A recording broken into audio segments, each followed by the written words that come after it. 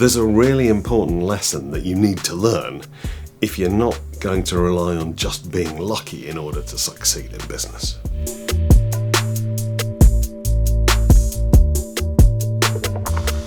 Before we dive into this, I need to stress that this video is aimed more at those people who are providing a service rather than a tangible product.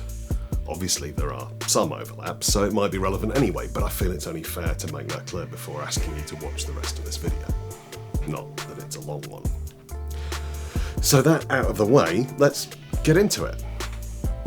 Being good at what you do is not what is going to make your business a success. Some of you will immediately disagree with that, and that's understandable.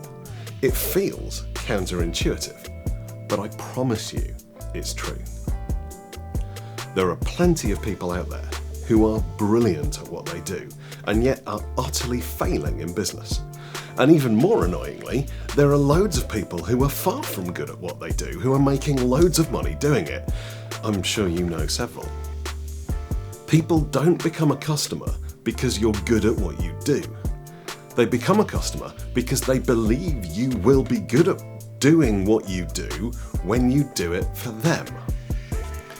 That might seem like it makes no sense, but there's a really important, if subtle, difference between the two. Let's say you offer a widget footling service. It's pretty niche, but you're genuinely good at it. The problem is your competition is growing. There are several people out there who also footle widgets, and they aren't very good at it, but they seem to be getting more work than you. Why might that be? Maybe they talk about what they do more. Perhaps they have a few testimonials that they like to put in front of potential clients. Perhaps they share tips and tricks about how to footle a widget. Perhaps they post regularly on LinkedIn, telling everybody how good they are. The simple fact is that none of these are really based on how good they actually are at doing what they do.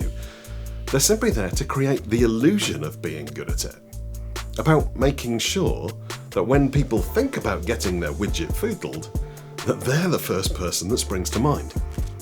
So the takeaway here is that it's really easy to fall back on the idea that if you're good, then the work will come. And that's unlikely to be the case.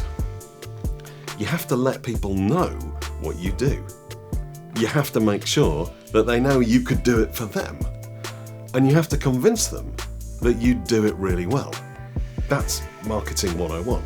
And if you aren't actively doing these things, then you're essentially relying on luck to bring in more work. And that's no way to run a business.